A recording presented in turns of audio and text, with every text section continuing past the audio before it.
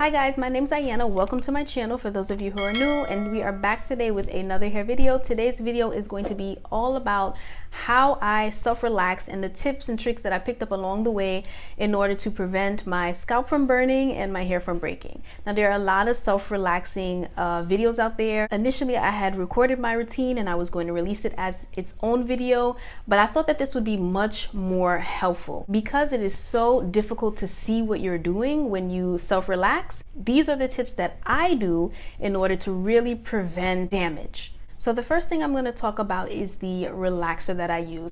I use the Optimum Defy Breakage No Lie Relaxer, and really what I love about this product, this, right? And this is the protective pre-treatment, and basically the way you're supposed to use this is to apply it to your scalp in order to prevent burns. So the way they recommend it is to part your hair in sections, apply it to your scalp essentially as like a base, like a prep. A lot of people apply petroleum jelly around their hairline and their ears, but this is like a liquid scalp treatment. So this helps tremendously if you have a sensitive scalp and you are prone to chemical burns. But how I use this, which is not the recommended way, is I take whatever's left over and I bring it down onto the ends. And the reason why I do this is because if you are truly self-relaxing where you're independent, most likely that you're not going to be able to get that perm only on your new growth.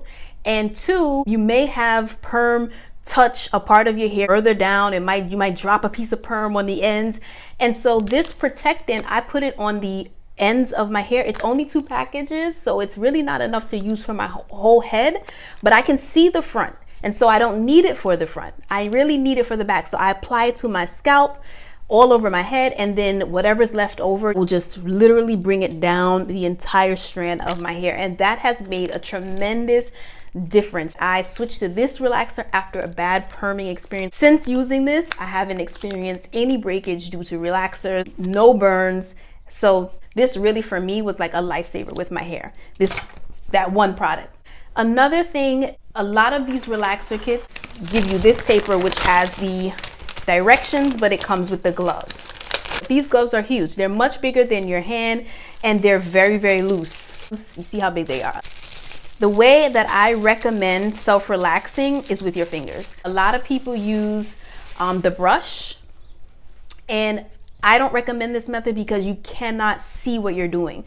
Your eyes is one of your senses. If you don't have your eyesight, you really need your sense of touch in order to have the right placement. You really want to use minimum amount of tools as possible and just really use your hands. And this is for the same reason that I previously mentioned. You can't feel with those tools. So what I do, I buy latex gloves that fit my hand. I wear a size medium, and I use one hand to part and the other to apply the perm. I'm using one clean hand to part and then applying the perm with my other hand. So you may ask, why don't I use the twist, the common twist method that I see a lot of YouTubers do? I think that's an excellent method. The first YouTuber I saw do that was Shea is her last name. Shout out to her. Her channel's amazing. But I don't do that method because I have a very sensitive scalp. You have to take those twists out. As soon as I feel any tingling or burning, I have to immediately rinse out or I will have burns. So just because of the quickness in which once I feel a little something on my scalp, I get into the shower, I really don't have time to do that mess. I've been self-relaxing for so long. I've developed this method where I part with one hand, apply the perm with the other, and I just move pretty quickly. As long as my hair is detangled, then it's a pretty effortless thing where I don't need to do that extra step. But if you're new to it, I would definitely recommend checking out her method. And now that brings me into my second tip in order to prevent damage and burns is to not comb through your hair with a rat tail comb. I see a lot of people doing this. I see a lot of people recommend this. Most stylists nowadays really don't use that method. They'll use the back of the comb. But honestly, I just literally take my hands and I smooth it in with my hands. Do not smooth with the comb. You're stretching your hair, you're decreasing the elasticity, and you are probably going to have breakage. Unless your hair is in a very healthy state, that is one of the most damaging things that you can do to your hair. So don't use a comb to comb through your hair when you have that relaxer in.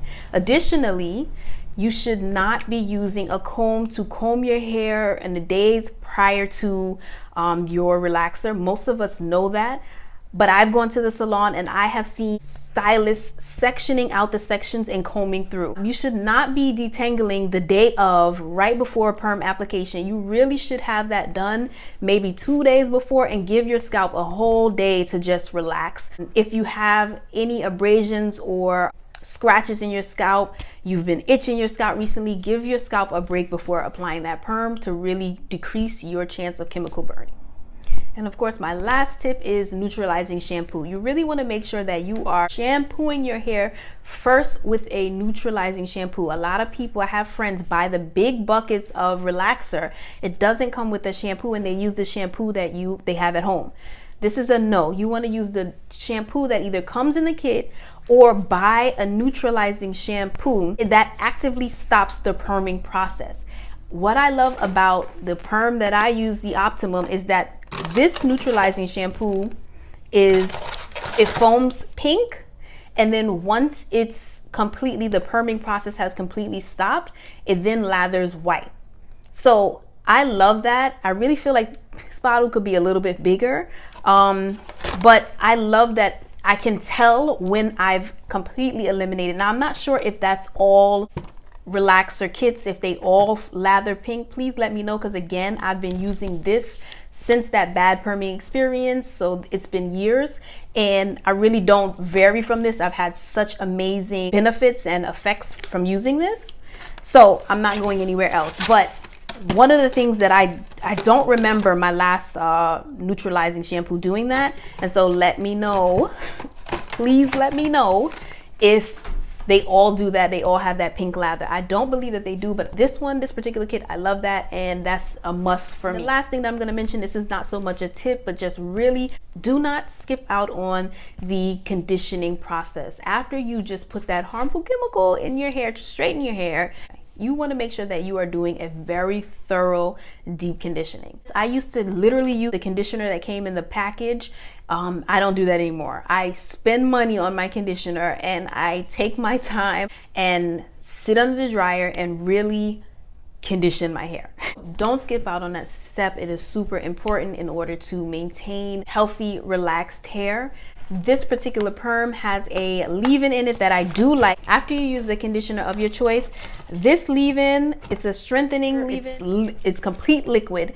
And so just be careful when you're applying it. I usually just spritz it in. I put it in a bottle and spritz it in, but I really found that this does what it says. It's a strengthening leave-in conditioner, and it actually works. So those are my tips. Hopefully you found them helpful. If you did, please give me a thumbs up, like, share, and don't forget to subscribe. I thank you so much for watching my video. Take care, guys.